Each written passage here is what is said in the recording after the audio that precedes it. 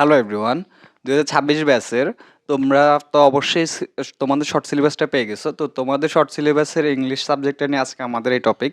আমরা এখানে তোমাদেরকে দেখাবো যে তোমরা কিভাবে অল্প সময়ের মধ্যে খুব সহজে তোমাদের যে টপিকটা আছে সেটা শেষ করতে পারো। বা ইংলিশ সেকেন্ড পার্টটা এতটা কঠিনও না বা এতটা সহজ না, তোমরা চাইলে খুবই অল্প সময়ের মধ্যে এটা শেষ করতে পারো। তো আমাদের এখানে আমরা টপিকটা আগে লিস্টেড করে রাখছি তোমাদের জন্য। তো প্রথমে দেখো, এখানে ট্যাগ কোশ্চেন দেওয়া আছে। ট্যাগ কোশ্চেনটা খুবই সহজ একটা সাবজেক্ট। তোমরা এখানে চাইলে এটা 2 থেকে 3 দিনের মধ্যে এটা শেষ করতে পারবা, ঠিক আছে? তো এখানে যে ট্যাগ কোশ্চেনটা দেওয়া আছে, ট্যাগ কোশ্চেনটা মানে হচ্ছে তোমার একটা সেন্টেন্স দেওয়া থাকবে।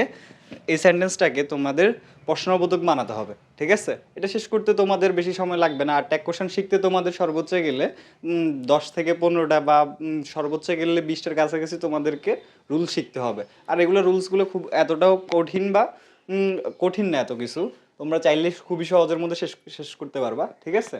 এরপরে আসি আমরা right form of verb. Right form of ভার্বে আমাদের এখানে টপিকের 2য় নাম্বারে আছে right form of verb. Right form of verb শিখতে গেলে তোমাদের কিছু বিষয়ে অবশ্যই খেয়াল রাখা দরকার।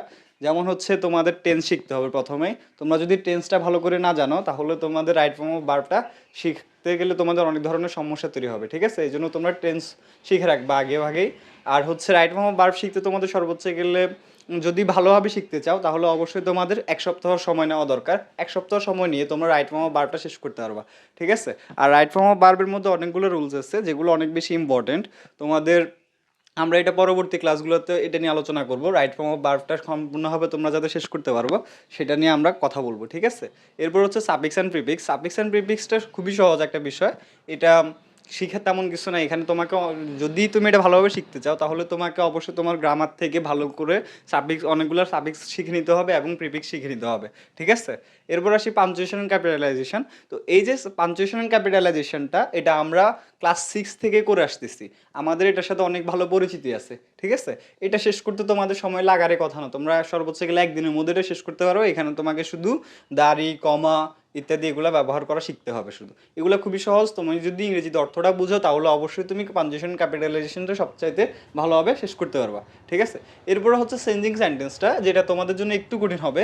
যেটা শেখার জন্য তোমাকে অন্তত 10 দিন সময় দেওয়া উচিত তোমাদের। এটার জন্য সম্পূর্ণ ভালোভাবে শেখার জন্য তোমাদের 10 দিন সময় দেওয়া উচিত, ঠিক আছে? চেঞ্জিং সেন্টেন্স শেখার জন্য প্রথমে তোমাকে সেন্টেন্সটা জানতে হবে, সেন্টেন্স সম্পর্কে জানা উচিত।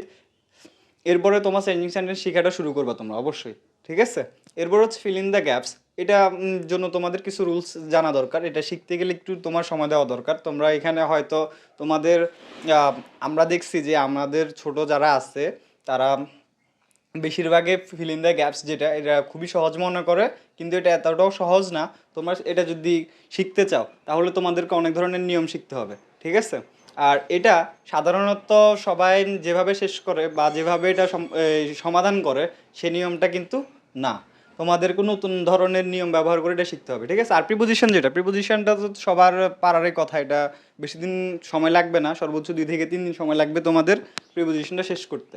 তবে আমি তোমাদেরকে সাজেস্ট করবো যে তোমরা প্রথমে রাইটিং সেটটা থেকে শুরু করো। রাইটিং সেটে তোমরা প্রাগাপ থেকে শুরু করো। তোমাদের যে বোর্ড আছে, ঠিক আছে, আগের যে পরীক্ষার্থী যারা ছিল, ঠিক আছে, তাদের যে প্রশ্নগুলো ছিল ওইগুলার যে বোর্ড আছে, বোর্ডের তোমরা দেখবে যে ওইখানে বিভিন্নগুলা ব্রাগাপ আছে, যেগুলা তোমাদের হচ্ছে অনেক বেশি বারবার আসছে বা ইম্পর্টেন্ট তোমাদের থেকে যেগুলো লাগে, এগুলাকে নোট ডাউন করে নেবা। নোট ডাউন করার পরে তোমরা অন্তত 10 থেকে 12টা প্রাগাপ নোট ডাউন করবা। নোট ডাউন করার পরে ওইটা শিখবা, ঠিক আছে? আর মেইল আর অ্যাপ্লিকেশন যেটা, এটার সাথে আরেকটা আছে লেটার। তোমাদের এখানে 3টা অপশান থেকে যে কোনো 2টা শিখলেই হবে। তোমরা অ্যাপ্লিকেশন বা লেটার শিখলেই হবে। মেইল শেখার দরকার নেই, 3টা থেকে যে শিখতে হবে এমনটা না। তোমরা যে কোনো একটা বা 2টা শিখতে পারো, ঠিক আছে? আর অ্যাপ্লিকেশনটার একটা সেম সিস্টেম আছে, যেটার মাধ্যমে সবাই একটা মাত্র নিয়ম শিখলে সবগুলা দেওয়া সম্ভব হয়। আর কম্পোজিশন যেটা, কম্পোজিশন সব বেশি শেখার দরকার নাই। সর্বোচ্চ গেলেও তোমরা 3 থেকে 4টা শিখবা বা 5টার বেশি দরকার নাই, ঠিক আছে? আর আমরা এখানে তোমাদের যে গ্রামার পার্টের যে বিষয়গুলো আছে, এগুলো নিয়ে আমরা পরবর্তীতে ক্লাসগুলো নিব। তোমরা চাইলে এটাতে অংশগ্রহণ করতে পারো, ঠিক আছে? ধন্যবাদ।